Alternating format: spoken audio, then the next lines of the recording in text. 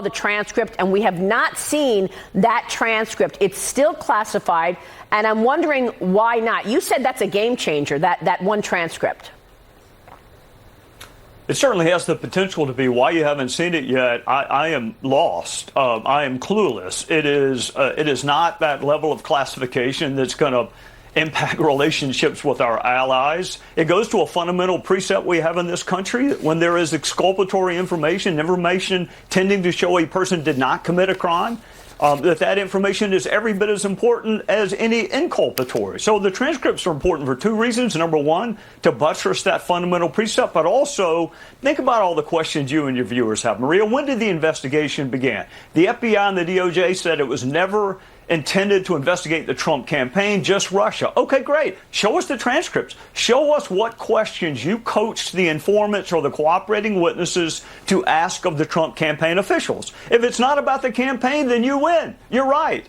But if you're veering over into the campaign or your questions are not solely about Russia, then you've been misleading us for 2 years. The good thing about transcripts, they don't have to remember. All you got to do is read them. Yeah. They don't have bad memories. Now, just release the transcripts, and we can tell for ourselves when it began and what it was about. Now, I want you to know that I spoke with George Papadopoulos last night because I was wanting to get ready for this interview because you have alluded to this. You haven't told us enough. You haven't told us much because I know it's classified and you can't, but I know you saw it. George Papadopoulos told me last night that the memo and the transcript that you're referring to is from a conversation that he had with Stephen Halper, and it was in London. It was at the Sofitel Hotel in London where Stephen Halper said something to him like, well, you know, Russia has all these all these emails of Hillary Clinton, and, you know, when they get out, that'd be really good for you, right? Would you help? That'd be really good for you and the Trump campaign if all those emails got out, right? And George Papadopoulos answered and said,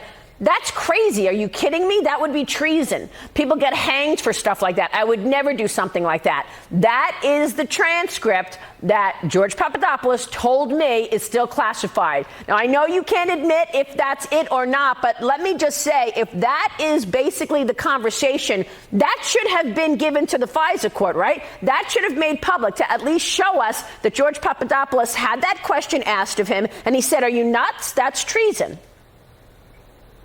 Only if you want a justice system that's fair. I mean, that's the only reason it should be produced to a court, is if you want a justice system that treats people justly and fairly. That, what you just described, is textbook exculpatory information. It tends to show the person did not commit a crime. A crime, by the way, Maria, he was never charged with. I mean, Papadopoulos was charged with a process crime, but never with colluding with Russia.